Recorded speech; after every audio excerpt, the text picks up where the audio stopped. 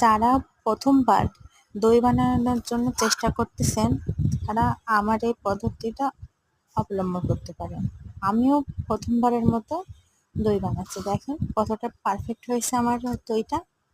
এজন্য আমি প্রথমে 1 লিটার দুধ নিয়ে চুলায় জাল করে 3 কোয়ার মতো করে নিছি। 3 কোয়ার মতো, এরপরে এতে একটু জাফরান দিতেছি যাতে কালারটা একটু হলদেটে ভাব আসে। এতে কিন্তু আমি চিনিও গুঁড়া দুধও দিছি, সেটাতে অবশ্য ভিডিওতে দেখানো হয়নি। আমার হাত দিয়ে 10 সেকেন্ডের মতো চুবায় রাখছে যাতে সহনশীল পর্যায়ে আসে এরকম।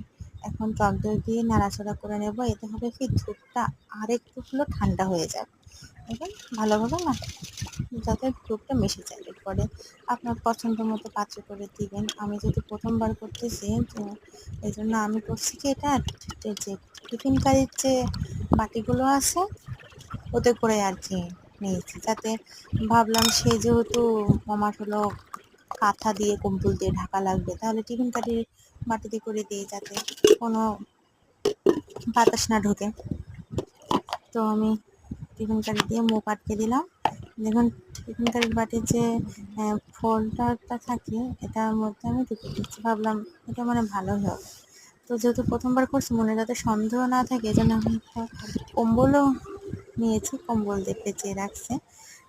তখন অবশ্য সন্ধ্যা মানে আজান দেওয়ার আগে আগে 6টার সময় রাখছি। আমি অবশ্য সেহরির সময় আবার এটা খুলছিলাম, আমি আর হাজব্যান্ড খেয়েছি একটা। এটা হলো মানে আজকে সকালে আমি দেখাচ্ছিলাম ভিতর করে যে কতটা পারফেক্ট হয়েছে দইগুলো দেখুন। তো এদিক ওদিক করলাম, পড়িনি, কোনো পরিমাণ পানিও জমা নেই, কি সুন্দর এটা সেট হয়ে গেছে। আমরা যে কালকে সেহরির সময় খেয়েছিলাম সেটা দেখাচ্ছি। এই যে একটা অবশ্য খাওয়া হয়ে গেছে, আমাদের একটু বাকি ছিল। আপনারা আমার মতো